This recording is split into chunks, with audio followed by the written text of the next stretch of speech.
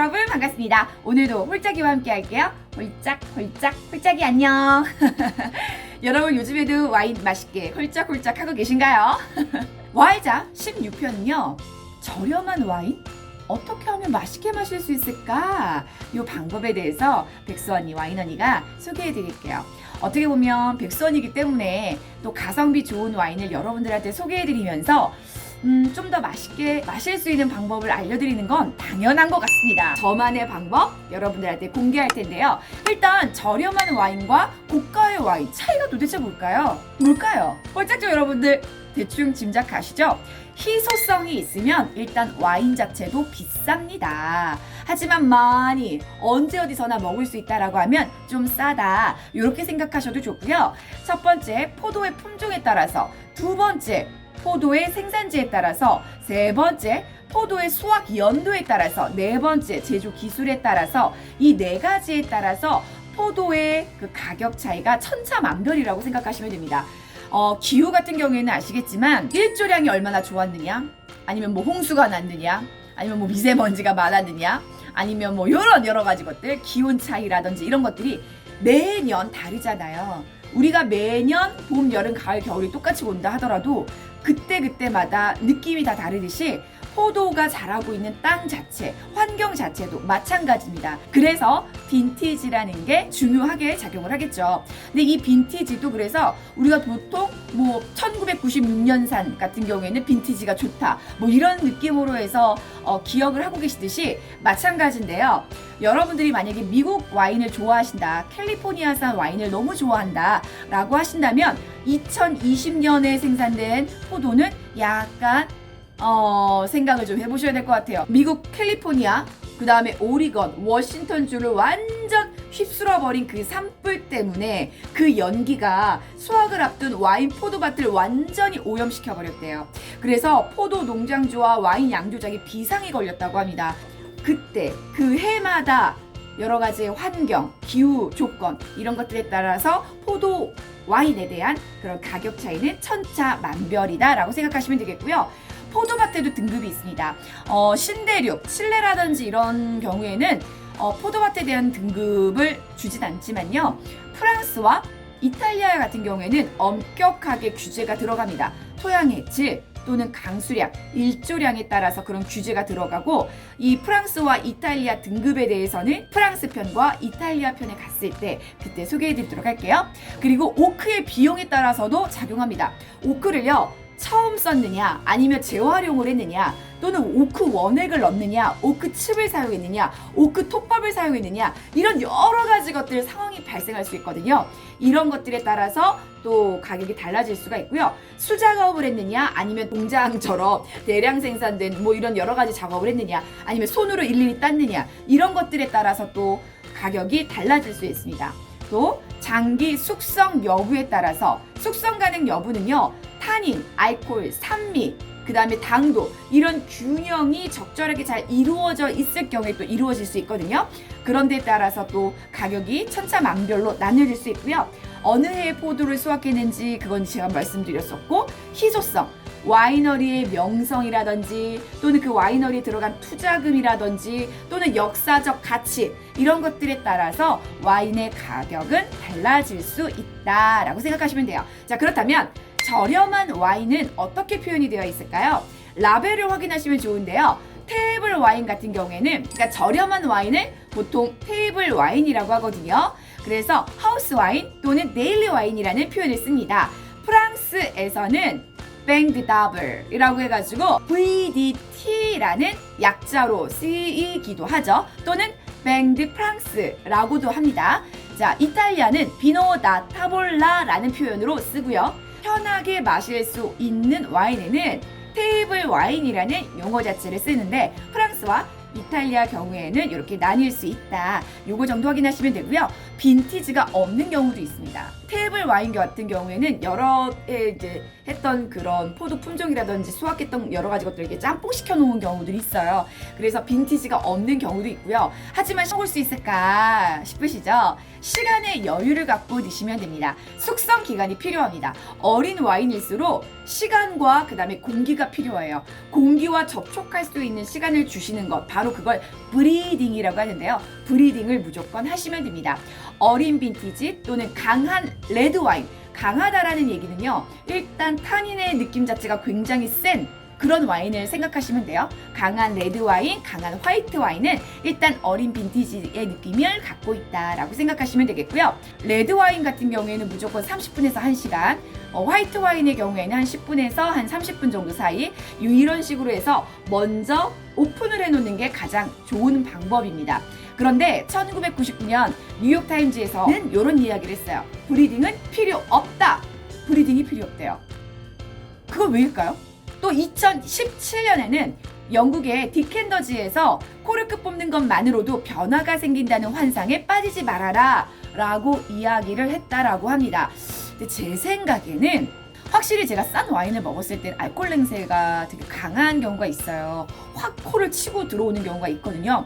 그런 경우에는 시간을 좀 오래, 하루 정도 이상 좀 두잖아요. 그럼 확실히 그 알코올 향이 날아가서 와인의 맛이 굉장히 부드러워지더라고요. 그래서 저는 약간 코르크 마개를 먼저 열어놓고 브리딩을 하는 게 좀 좋지 않나라는 생각을 합니다. 그리고 두 번째, 디켄더를 사용해서 브리딩을 한다. 디켄더라고 해서 예쁘게 호리병 모양으로 생긴 그런 병들 있잖아요. 그런 걸 디켄더라고 하는데, 디켄더가 옛날에는 레드와인 밑에 가라앉은 그런 침전물을 분리해내기 위해서 쓰였다라고 하면, 일단 와인을 포도 와인 병에서 디켄더로 옮기는 과정에서 또 공기가 맞닿게 되겠고, 또 이 디켄더 안에서 보관하는 그 과정 안에서 숙성이 또 되겠죠. 공기를 맞이하면서. 그래서 디켄더를 사용해서 브리딩 하라고 하는 이야기도 하는 것 같습니다. 또는 또 하나의 방법이 있죠. 잔에서 가볍게 이렇게 스월링 하시는 거. 이렇게 스월링 하는 방법만으로도 브리딩이 가능하니까 여러분 에어레이터라든지 아니면 또는 잔에서 스월링을 한다라든지 또는 미리 코르크마개에 뚜껑을 따놓는다라든지 이런 방법들을 적재적소에 사용하시면 되겠습니다. 올드 빈티지가 있습니다. 오래된 빈티지 이런 거 같은 경우에는 향이 날아갈 수 있어요. 그래서 굳이 디켄딩을 안 하셔도 됩니다. 왜냐하면 오래됐으니까. 그리고 타닌이 적은 레드 와인, 타닌감이 거진 없는 레드 와인 같은 경우에는 그 자리에서 바로 드신다 하더라도 별로 부담감 없이 맛있게 드실 수 있기 때문에, 부드럽기 때문에 그렇게 드시면 되겠어요. 타닌 적은 레드 와인은요, 부르고뉴라든지 보졸레 또는 스파클링을 생각하시면 되겠습니다. 자, 스파클링은 레드 와인이 아니죠. 네, 화이트 와인 쪽에 속하죠. 자, 부르고뉴, 보졸레, 그리고 화이트 와인으로 스파클링 생각하시면 되겠습니다. 자, 강한 레드 와인 같은 경우에는요, 미리 열어두면 진짜 그 거친 타닌이 공기와 같이 맞닿으면서 굉장히 부드럽게 변하거든요. 하지만 이렇게 와인 잔에 붓고 놔두는 것만으로도 똑같은 목적을 달성할 수 있기 때문에 굳이 어렵게 생각하지 않으셔도 될 것 같습니다. 자, 브리딩 한다라는 것 자체, 공기와 와인을 접촉시키는 것을 얘기하는데 나쁜 냄새가 사라져요. 아까 전에도 얘기했지만 알코올 향이 싹 사라진다라든지 또는 강한 타닌의 텁텁함도 사라지고 날카롭게 진짜 찌르는 그런 산도도 부드럽게 변화시키는 그런 역할을 하는 게 바로 브리딩입니다. 어떤 전문가들은 온도가 올라가서 부드럽게 느끼는 거다라고 얘기한다라는데 그런 것도 뭐 일리가 있는 것 같습니다. 와인은요, 일단 병에서 땀과 동시에 계속 변화하니까요. 내가 마시고 있는 이 상황 자체가 추운 공간인지 또는 따뜻한 공간인지에 따라서도 와인의 맛은 달라집니다. 그래서 진짜 변화무쌍한 게 와인이라고 생각하시면 되겠습니다. 그래, 똑같은 옐로우테일 슈라지를 마신다 하더라도 추울 때 마시는 것과 따뜻할 때 마시는 것의 그 느낌 차이가 있을 수밖에 없거든요. 이렇게 생각하시면 좋아요. 그리고 디켄딩 말씀드렸죠?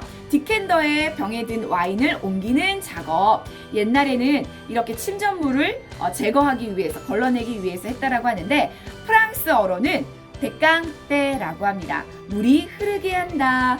와인을 흐르게 한다 해서 디켄딩이라고 생각하시면 좋을 것 같아요.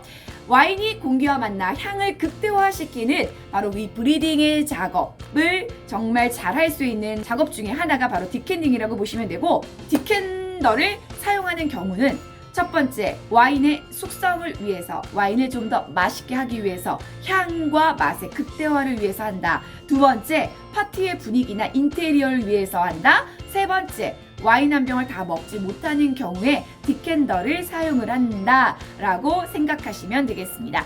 예전에는 세워서 한두 시간 정도 방치를 하고 그 다음에 가라앉은 침전물을 확인한 다음에 디캔더한테 옮겼대요. 와인병에서 디캔더로. 그리고 나서 잔에 따라서 마셨다고 하지만 요즘에는 그냥 병에서 바로 디캔더로 가고 그 다음 바로 와인잔으로 가는, 한두 시간 방치는 하지 않아도, 왜냐하면 그 정도로 깨끗하게 침전물 없이 레드 와인이 굉장히 잘 만들어지고 있기 때문에 과거와 현재는 차이가 난다라고 생각하시면 되겠습니다. 평상시에 여러분들이 보시는 그냥 레드 와인, 요즘에는 기술력이 너무 좋아져서 밑에 침전물 가라앉는 경우가 별로 없어요. 그냥 드시면 되겠고요. 장기 숙성 와인 같은 경우에는 공기의 접촉을 일단 최소화시켰죠. 이미 오랜 시간 지나면서 숙성이 되어 있습니다. 특히나 장기 숙성 와인은 코르크 마개를 사용해서 닫기 때문에 정말 천천히 공기와의 접촉을 되게 최소화시키지만 공기와 접촉을 그래도 안 하진 않는다라는 거. 그래서 장기 숙성 와인도 그냥 따자마자 바로 드셔도 맛있고요. 최근 빈티지도 그냥 따자마자 드시면 굳이 뭐 디캔딩 안 하신다 하시더라도 맛있게 드실 수 있어요.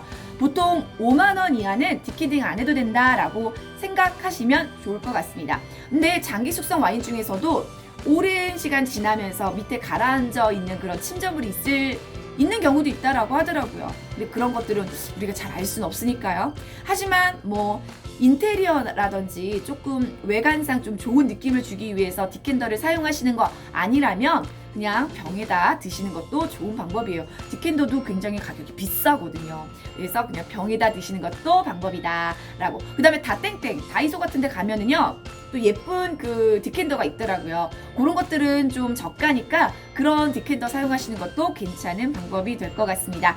디캔딩 하셔도 되고 하지 않아도 되고, 하지만 브리딩은 무조건 하셔야 된다는 거. 저렴한 와인을 맛있게 먹을 수 있는 방법은 일단 공기와 접촉시키자라는 거 잊지 마시기 바랍니다. 저는 또 좋은 내용으로 인사드릴게요. 안녕. 우리 홀짝이도 오늘 백선이랑 같이 와인 공부하느라 고생했어요. 안녕. 홀짝홀짝 한 잔 마셔볼까요?